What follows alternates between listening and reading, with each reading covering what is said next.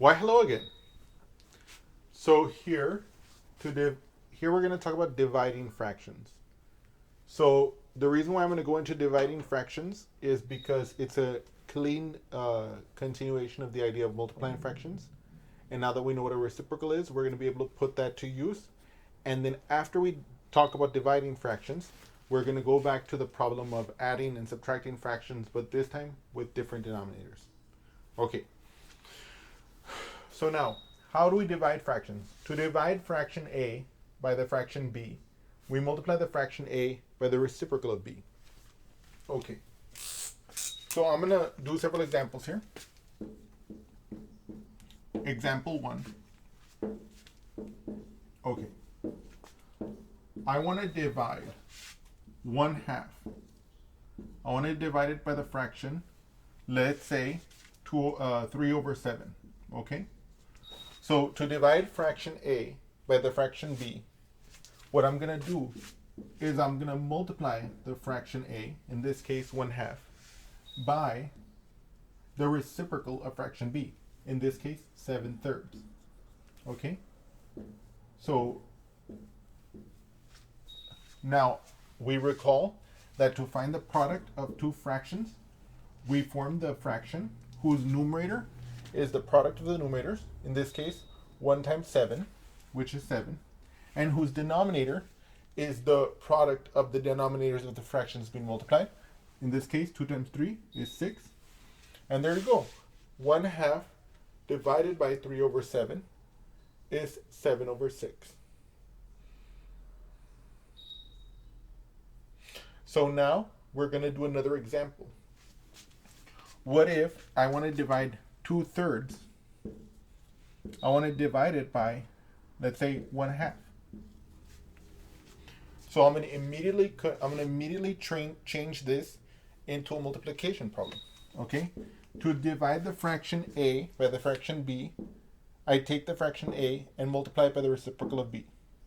So that means I'm going to have 2/3 times the reciprocal of b. In this case, b is 1/2, so it'll be 2/1. Now, how do I form the product of two fractions? I form the product of two fractions by forming the fraction whose numerator is the product of the numerators of the fractions being multiplied. In this case, 2 times 2 is 4, and whose denominator is the product of the denominators of the fractions being multiplied. In this case, 3 times 1, which is 3.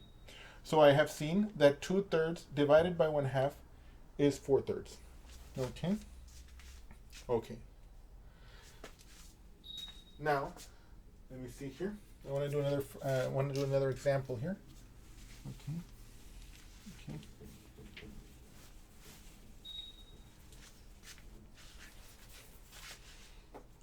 So now, what if I take the fraction, let's say,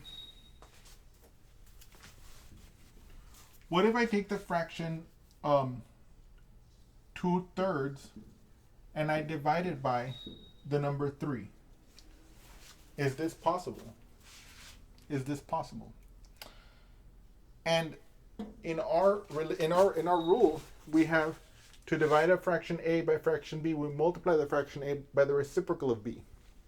Aha!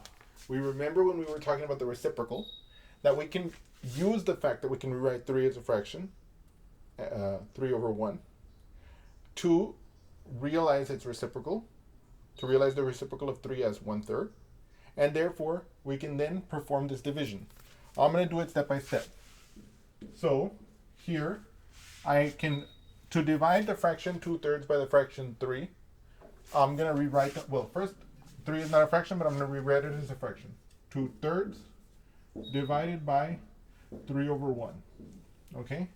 So now I can say that 2/3 divided by 3 is the same thing as 2/3 divided by 3/1. Now, how do I divide the fraction a by the fraction b? Well, I take the fraction a and I multiply it by the reciprocal of b. So what's the reciprocal of 3/1? The reciprocal of 3/1 is 1/3. How do I form this product? Well, the product of two fractions being multiplied is the fraction whose numerator is the product of the numerators of the fractions being multiplied, in this case 2 times 1, which is 2, and whose denominator is the product of the denominators of the fractions being multiplied, in this case 3 times 3, which is 9. Now, by the way, I know that it can be kind of, I don't want to say nerve-wracking, but I know that it can be kind of long-winded for me to like verbally state the rules and procedures that we've been using so far to do these products, and to use this rule, the quotient, and so on.